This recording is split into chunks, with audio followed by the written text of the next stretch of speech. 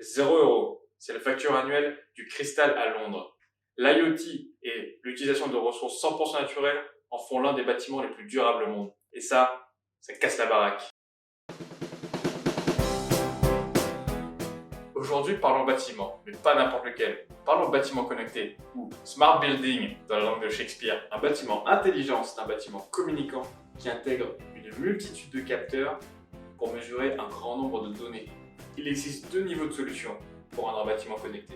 Celui où on va équiper le bâtiment de capteurs permettant une surveillance des consommations pour déclencher une alerte en cas de surconsommation. Celui plus complet et plus cher qui permet, à partir des données collectées par les capteurs, d'agir à l'aide d'automates sur les différents systèmes du bâtiment. Ces solutions plus complètes concernent essentiellement les bâtiments neufs ou modernisés. En France, à partir du 1er janvier 2025, le décret PACS va obliger un certain nombre de bâtiments existants à s'équiper de systèmes d'automatisation et de contrôle. Aujourd'hui, très peu de bâtiments sont connectés et leurs besoins ne sont pas les mêmes et varient selon plusieurs critères: la taille, l'emplacement ou encore l'année de construction. Mais au final, c'est quoi le but de tout ça? Un bâtiment connecté a pour objectif d'améliorer le confort des occupants, le rendement énergétique et d'assurer une sécurité optimale.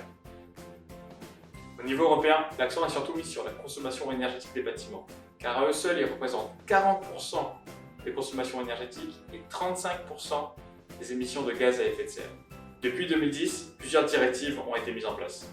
D'un côté, pour aider les consommateurs à réduire leur facture énergétique, et de l'autre, pour aider les pays à atteindre leurs objectifs climatiques. En France, ce sujet de consommation énergétique des bâtiments est aussi un enjeu essentiel. En 2019, le décret tertiaire vient renforcer la loi Elan en incluant les bâtiments déjà existants. Et ça, c'est un sujet qu'on abordera lors d'un prochain épisode. Dans un contexte de hausse tendancielle de la facture énergétique et des émissions de CO2, les bâtiments connectés s'inscrivent pleinement dans la stratégie de préservation des ressources et d'amélioration du confort et de la sécurité des occupants.